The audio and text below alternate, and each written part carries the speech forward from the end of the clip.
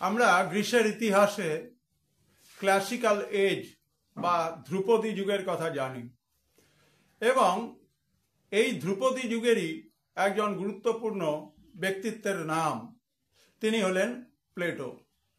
In the light off history ইতিহাসের আলোয় YouTube চ্যানেলে সবাইকে শুভেচ্ছা জানিয়ে একাদশ শ্রেণীর দ্বিতীয় সেমিস্টারের ইতিহাস বিষয়ের একটি গুরুত্বপূর্ণ উপস্থাপনা ফিলোজফিক্যাল আইডিয়ালিজম বা দার্শনিক বস্তুবাদ এই ধারণার উপরে আলোকপাত করা হচ্ছে।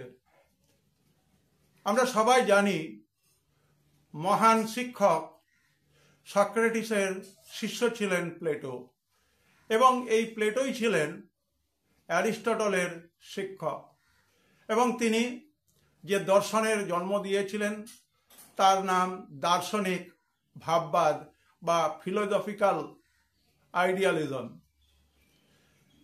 এবং এই প্লেটো তার প্রকৃত নাম ছিল অ্যারিস্টোক্লেস। তিনি যে গ্রন্থটি লিখেছিলেন তার নাম সিম্পোজিয়াম।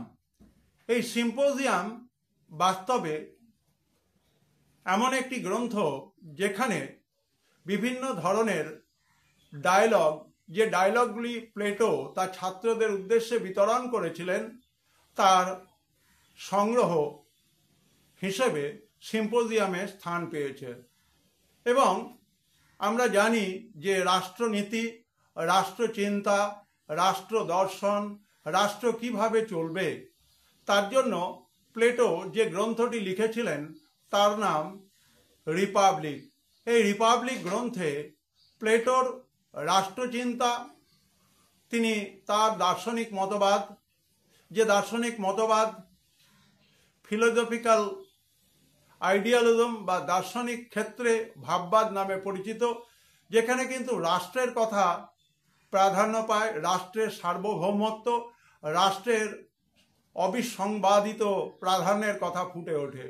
এবং প্লেটো তার সিম্পোজিয়াম গ্রন্থে, যেটা কিনা ডায়লগ বা বিভিন্ন বক্তব্যের সারাংশ, সেখানে জাস্টিসের কথা বলেছেন যে জাস্টিস কিন্তু সাধারণ মানুষের হাত ধরে আসে, অর্থাৎ তিনি মানুষের চূড়ান্ত ক্ষমতা, মানুষই যে গণতন্ত্রের রূপকার, তার কথা বলেছেন।